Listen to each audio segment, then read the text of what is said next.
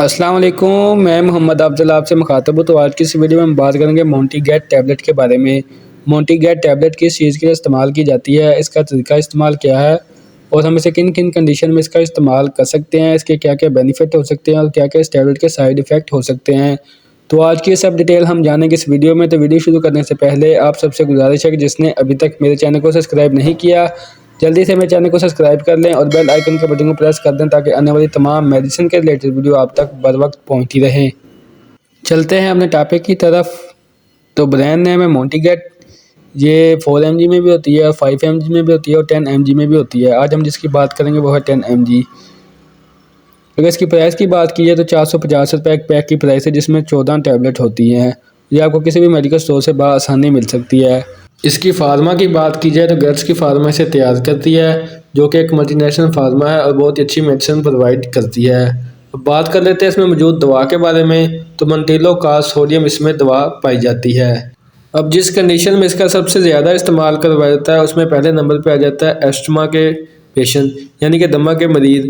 उनमें अक्सर सांस लेने में मसला होता है, सांस फूल जाता है, तो उनमें इसका इस्तेमाल करवाया जाता है। इसके अलावा ब्रोनोकास, यानी कि फेफड़ों में कोई इन्फेक्शन हो, सांस लेने में मसला होता हो या सांस की नाली में स्वेलिंग या फिर कोई इन्फेक्शन हो, उनमें भी इसका इस्तेमाल करवाया जाता है।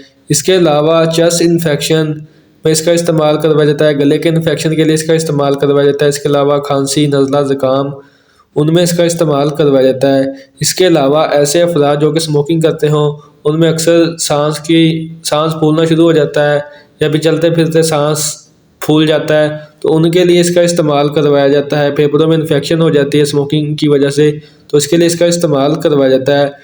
इसके अलावा ऐसे अफराद जिनको गले में से कीड़ा पड़ता हो, यानी कि रेशा गिरती हो या रेशा बहुत ज़्यादा बनती हो, उनके लिए इसका इस्तेमाल करवाया जाता है। इसके अलावा इसका इस्तेमाल धूल मिट्टी से एलर्जी होती हो या फिर धुएं से एलर्जी होती हो, जिसकी वजह से सांस फूल जाता हो या सांस की एलर्जी हो, उसके लिए इसका इस्तेमाल करवाया जाता है।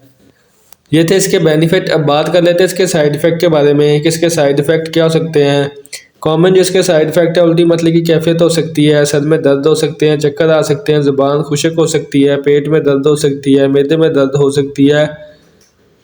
ये इसके कॉमन साइड इफ़ेक्ट है। अब जिन अफराद में इसका इस्तेमाल नहीं करवाया जाता, सबसे पहले नंबर पर हामला ख़वातीन, दूध पिलाने वाली माएँ, जिगर और दिल के जो मरीज़ हैं, उनमें इसका इस्तेमाल डॉक्टर की हिदायत के मुताबिक करवाया जाता है।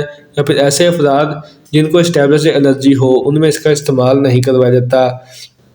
अब बात कर लेते हैं इसकी डोजेज के बारे में। तो बच्चों के लिए जो इसका इस्तेमाल होता है वो 4 mg में भी होता है, उसके साशे भी होते हैं, वो इसका इस्तेमाल करवाया जाता है एक रोज़ाना। और अडल्ट जो हैं उनमें भी इसका इस्तेमाल जो होता है वो 10 mg का टैबलेट का इस्तेमाल करवाया जाता है एक रोज़ाना रात को। आपने इस टैबलेट का इस्तेमाल रोज़ाना रात को करना है, दिन में नहीं करना, क्योंकि इससे थोड़ी बहुत गनुदगी हो सकती है। और आपने इसका इस्तेमाल मुसलसल 7 से 14 दिन मुसलसल इसका इस्तेमाल करना है, फिर आपको इसका बेनिफिट होगा।